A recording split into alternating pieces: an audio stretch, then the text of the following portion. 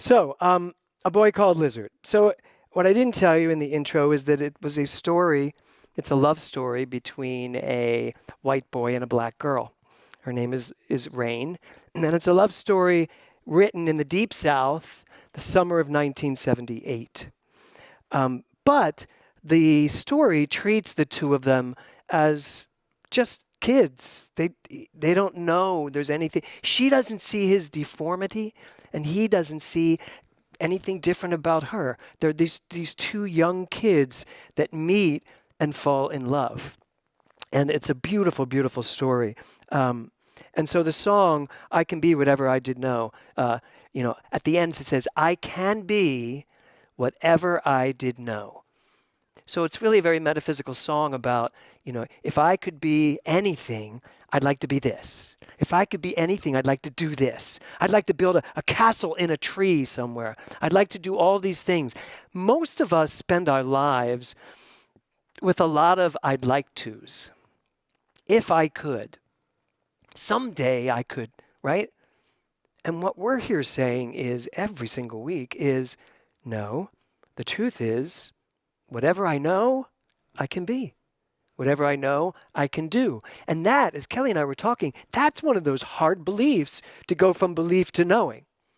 Now, I know it intellectually, but if I knew it physically, if I really knew it, if you really knew it physically, embodied 100%, you would never again be saying, I'd like to someday. You wouldn't. You'd be like, no, this is who I am.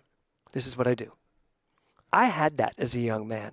When I left Philadelphia with almost no training, I knew I would go to New York and be a Broadway star. That was it. It wasn't a question. It wasn't like, oh, I really want to go do this. I really want to try this. It was just, no, that's who I am. And all you have to figure it out. And I really felt that way. I was like, y'all need to make this work. Figure out how this can work because that's who I am. I think along the way, even I have had moments and still in my life have times when I'm like, I don't know that the way I should know it. If I knew it, this would not be a struggle. If I really knew it, this would not be a maybe. It would be a choice, a decision. This is what I want to do. This is who I am. And that's what these two young kids do in this show. So the title of my talk today is Who Knows? Who knows? So it's not about what you know. It's about who is doing the knowing. Think about that for a minute. Who knows? Well, we use it a lot like, who knows? Like as if nobody knows. But who knows? Who is doing the knowing?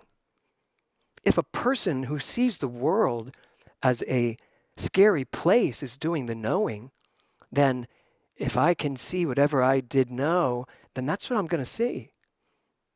If the person doing the knowing believes 100% that this universe is here to support me in all of my wildest dreams, then that's what's going to show up. So I guess the question for you today is, who are you? Who is knowing inside of you? What's that person inside of you that's doing the knowing? So this week I watched this talk between Bruce Lipton, Michael Beckwith, Andrea King, and Kelly Gores, who wrote a Netflix documentary called Heal. I think many of you have seen it, about healing the body, that our beliefs heal our body. But they were on this call talking about racism and what's going on in the world. And it made me look up some more of Martin Luther King's writings. And the book that I found that I was very inspired by was Where Do We Go From Here? Chaos or community? I don't know about you, but that even touches me. Just the title. Where do we go from here? Chaos or community? Now, I get it. There's a lot of chaos. We're experiencing a lot of chaos right now. It seems like it. Just when you think it can't get worse, Atlanta happens yesterday. Again. So where do we go from here? Chaos or community? And I think we know the answer to that question. And his book, and I haven't read it yet, but I went in to look at a whole bunch of clips on it.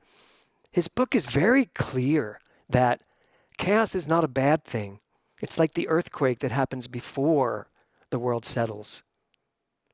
So Bruce Lipton said this. He said, sometimes what looks like chaos is really a reordering and a witnessing of forward momentum. Sometimes what looks like chaos is really a reordering and a re-witnessing of forward momentum. So I want to go back to the thing, who's knowing? Who knows? If your mind right now is in chaos, don't take that as a problem. Take it as a re-witnessing, a reordering of what's going on in the world. If you are in that mindset of, like, we talked about the threshold last week, I don't know where I'm going from here. That is just fine. Just don't make it an enemy. Realize that there is that in you, because if our affirmation this month is, I'm at peace with knowing that life is unfolding perfectly, then I can be in a chaotic state of mind, and I can allow that chaos to be witness to the reordering of my life. Now, I don't know if you're like me, but I am reordering my life. I want my life to be different. I never want it to just be the same. I don't want to wake up into the same world every day. Do you? I want to wake up to something new, something more exciting, something more that I can bring of myself to this. So, chaos. Chaos or community. So, Andrea King, Martin Luther King's daughter-in-law, what I admired most about her when I watched her, she was positive. She was not sitting in a disgruntled, angry place. She was, dare I use the word hopeful in here, every student of mine jump. But she was hopeful, which is the next step after despair. Hopeful, taking that one step up. But she was more than hopeful. She was positive. In fact, her quote was, I am absolutely certain that this time it will take. Reaching back to her grandfather-in-law, saying, yeah, everything has happened, and then it kept going back to the same old status. But she said, I think this time it's going to take. Why? Because it is so chaotic. We're not just in the middle of a culture trying to find itself. We're also at war with a virus that is getting so large out in the world right now. You know, the United States, the government can talk about we have it handled, but we may think we have it handled, but the world doesn't. Because out in the world, it is exponentially bigger. So the question is, are we willing to find community through all of this? And I love that she said, this time it's going to take. Why? And there's a lot of reasons why. So here's a quote from Martin Luther King that I absolutely love. He says this, science investigates, religion interprets. Just think about this for a minute. We're called the science of mind. We are also a world religion. We're also a philosophy, a way of life. Many ways to look at what we do here.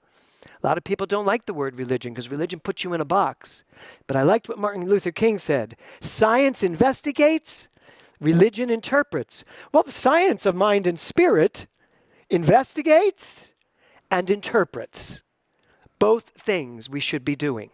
We don't just do the spiritual bypass, Kelly. We don't just do the spiritual bypass. It's all good. It's all God. Everything's fine. It's unfolding perfectly. I don't mean it's unfolding perfectly by turning into this cheerleader. I don't mean it that way. I mean it's unfolding perfectly because scientifically it must. Evolution is constantly emerging forward with what it is we need. That's what emergent evolution is. So, science investigates, religion interprets. He says science gives man knowledge, which is power. Religion gives man wisdom, which is control of that power. Science deals mainly with facts. Religion deals mainly with values. And then he says at the end of it, the two are not rivals. So for all of you science of mind people out there that are still thinking that we do this spiritual bypass by saying, it's all good, it's all God, it's all unfolding perfectly. It's not that those things are wrong. They are correct. It is all good because the power of God, the power of energy, it can only be considered good, constructive. And it is all God because it's all one thing. And life is unfolding perfectly because that's all it can do. And that is the religion side of it, and that is the interpretation side of it, and that is the wisdom, the spiritual wisdom side of it, that is the intuitive knowing side of it, and right next to it are the facts. The facts that the world seems to be in a very chaotic state, the fact that I can bring disease into my body by not taking care of it, by not honoring it, by not doing what I know to do. The fact that I can end up with no financial support in my life because I somehow buy beliefs about lack in the world. Those are the facts. And I get that those are the facts. But don't point me at the facts and tell me that's what life is and eliminate this side. And don't tell me everything's perfect just the way it is without talking about the facts. You can't eliminate the facts. So that's who we are. And Martin Luther King said it brilliantly.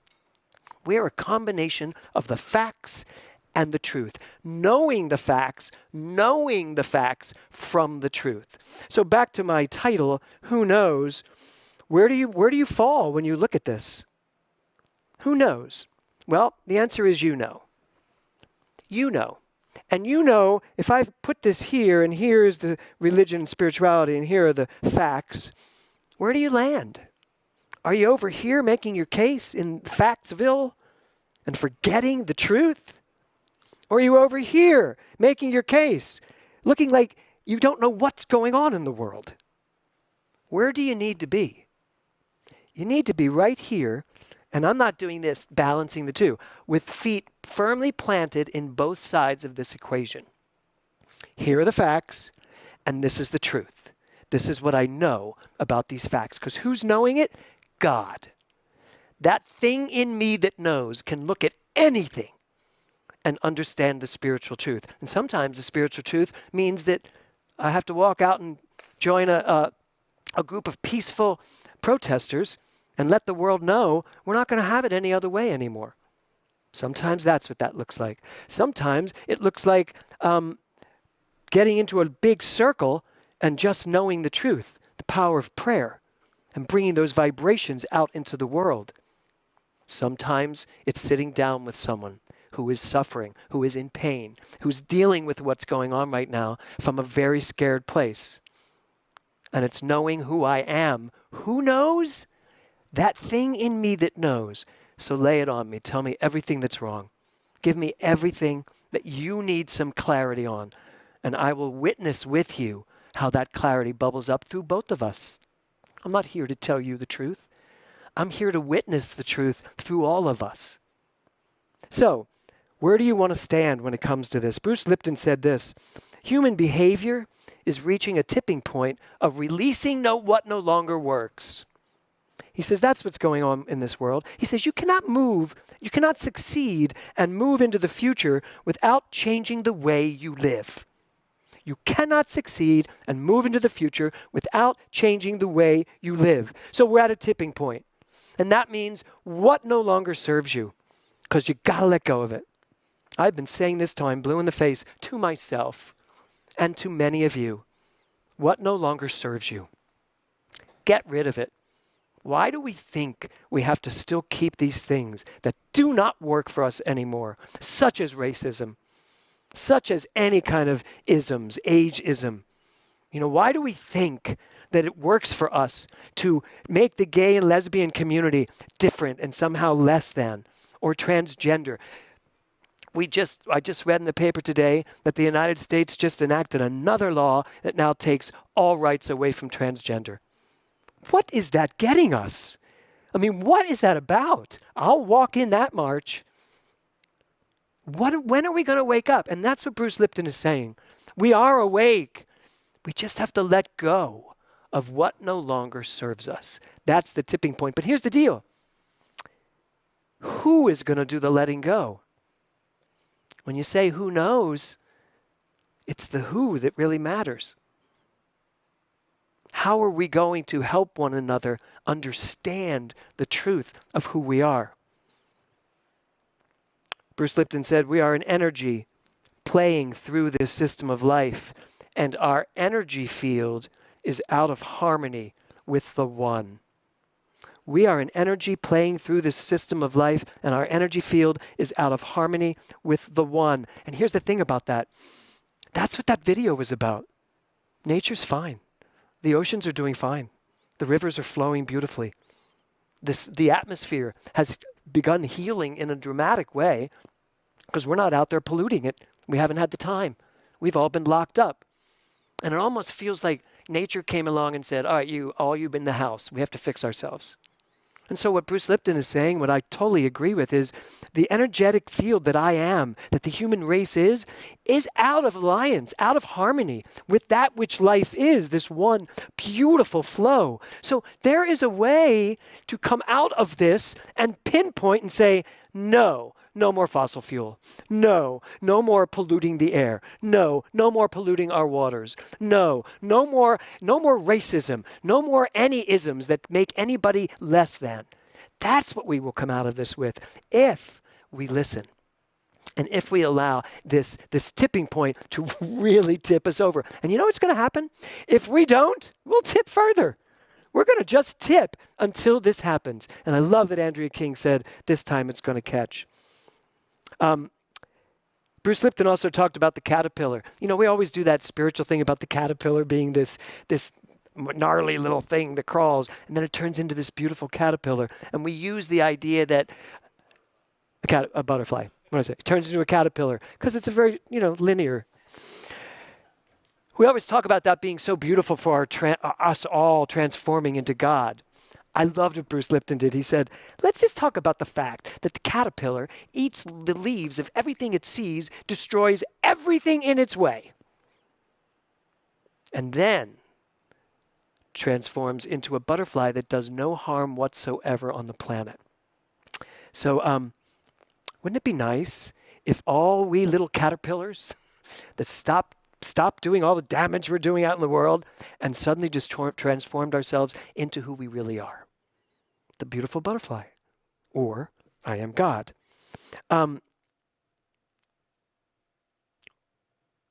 Bruce Lipton said we're about to hit the wall, and we have to do something different if we're going to survive. We have to bring back, and this was his last thing, he said, we have to bring back the love to drive the momentum. There's a Martin Buber, I think it is, wrote this. He said, man cannot approach the divine by reaching beyond the human. And I want you to hear this.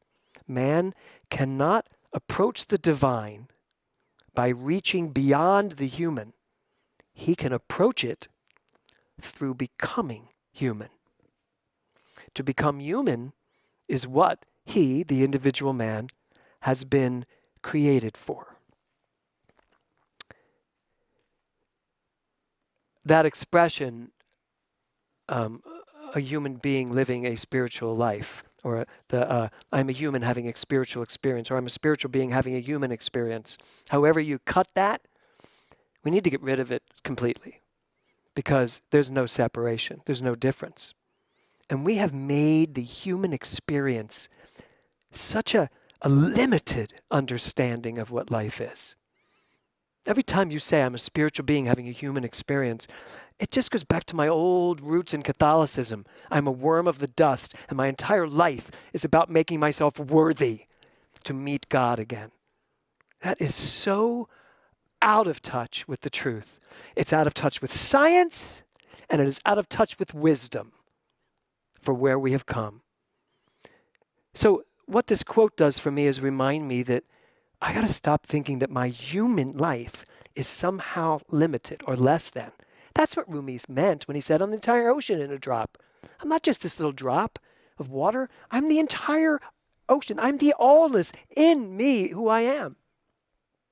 So I want to give you the opportunity to disabuse yourself that being a human is somehow less than. I think years and years and years and years from now, people are going to wake up one day and look back on our stories, and they're going to be like, can you believe that they actually believed in disease? And there'll be this beautiful experience, no disease. Disease will be gone. Why do we need diseases? And please don't tell me to learn things, because I've learned everything I need to learn through any kind of disease, right? So do we need them? No. What would happen if we had no diseases? Oh my God, think of how much time you'd have left on your hands. All those doctor's visits, all of those inoculations, all of those operations, all that's everything that we're going through. What if we just didn't believe? That's what that woman's Netflix series is about. Healing. Healing through knowing. Healing through knowing. But who is doing the knowing? So my last quote I have for you is Martin Luther King as well. He says, I believe that unarmed truth and unconditional love will have the final word in reality. This is why right, temporarily defeated, is stronger than evil triumphant. Let me read it again. I believe that unarmed truth, that means just the absolute truth, not that I have to fight for it. It just is, like Kelly said. And unconditional love, meaning that you don't have to prove anything to me. You don't have to show me you're worthy of my love. You don't have to earn it. It's unconditional. I love you unconditionally, no matter what. I believe that unarmed truth and unconditional love will have the final word in reality. This is why right, temporarily defeated, is stronger than evil triumphant. The right thing to do is know who we are and not stray from that no matter what. Even on special occasions, Dr. Robert Bitzer used to say, I stand in truth even on special occasions. We've had a lot of special occasions lately to step away from truth and start reacting to the world. So he says here at the end, I have decided to stick with love. Hate is too great a burden to bear. I have decided to stick with love. Hate is too great a burden to bear. So, who knows? It's so easy for us to throw our hands up in the world and go, oh, who knows what's going to happen? But there is an answer to who knows. And the answer to who knows is, you know. You absolutely do know. It's just that our minds are so blurred by all of this stuff over here, the facts.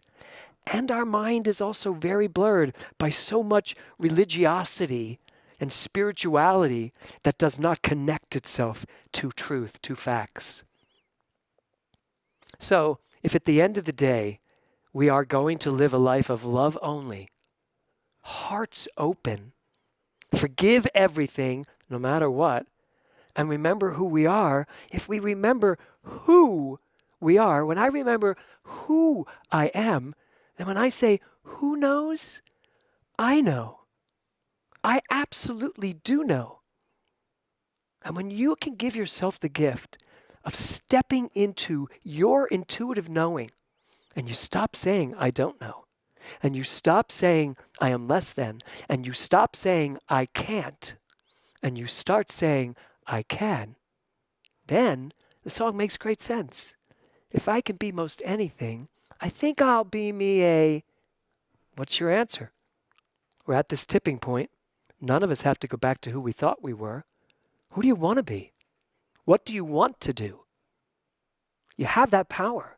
I have that power. Why do I know that? Because when I say who knows, there is something in me that validates it, that says, yes, whatever you can know, you can be. Whatever you can know, the world can be. And that's what Martin Luther King knew. And that's what the great mystics knew. It's just going to take everybody to take their knowing out into the world and let that show. And don't be confused or distracted by something because it doesn't happen right this second. Just keep knowing. Love only has to win the day. Because frankly, that's all there is. Namaste.